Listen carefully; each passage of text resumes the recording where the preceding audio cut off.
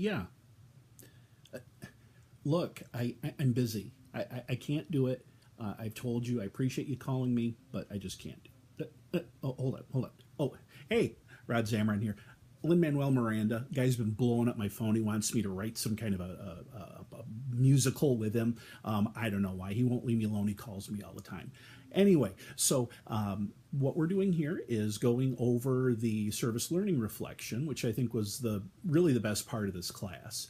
The first piece of advice I'd give for someone taking the class in the next semester is get out and see as many plays as you can, as much live theater as you can. And that just doesn't mean actors theater. It can mean civic theater. It can mean university wits. It can mean heritage theater, GRCC. There's a ton of high schools around here.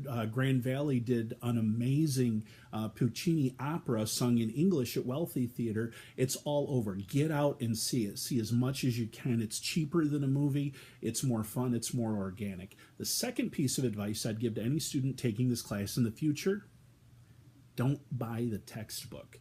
Confession time, I didn't really use it this term. I know that you had a link to the free textbook website, and that was cool, but I really didn't have to use the textbook that much this term. Really fun class, though. So what did I enjoy the least about the service learning? And that would strictly be from writing the papers. I found that it kind of took away from my enjoyment of the play. I like to watch movies or watch TV or read to sort of disassociate myself from reality, to suspend my disbelief, and having to analyze it like that maybe took a little bit away from that. So while I love theater, I don't think I'd ever want to be a theater critic.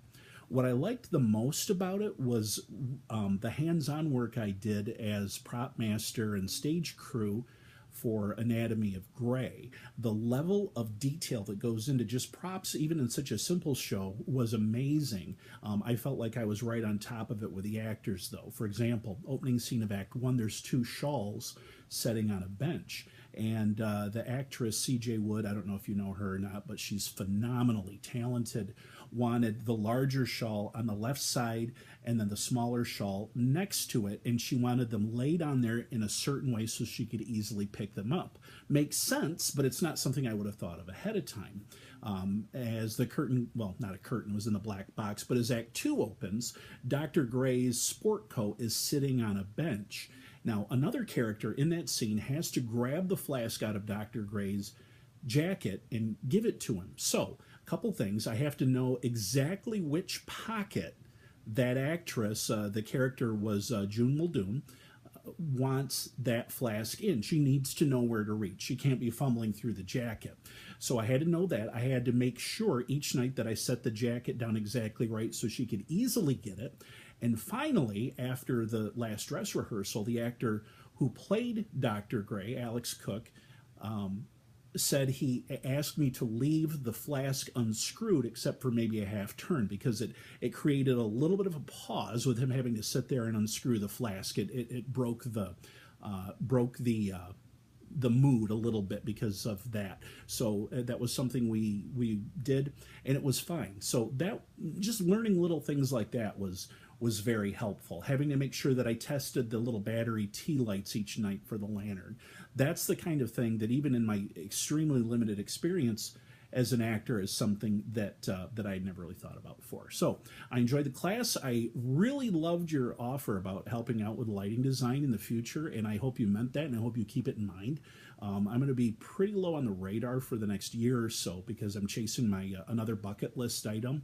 The only thing about that is I have an absolutely crippling fear of heights, so I cannot be the guy to go up and move lights around. So enjoyed the class, and hold on, it's the phone again. Yeah, Lynn, I told you I'm busy. Yeah, 1776, only hip hop. Yeah, I know. All right, goodbye.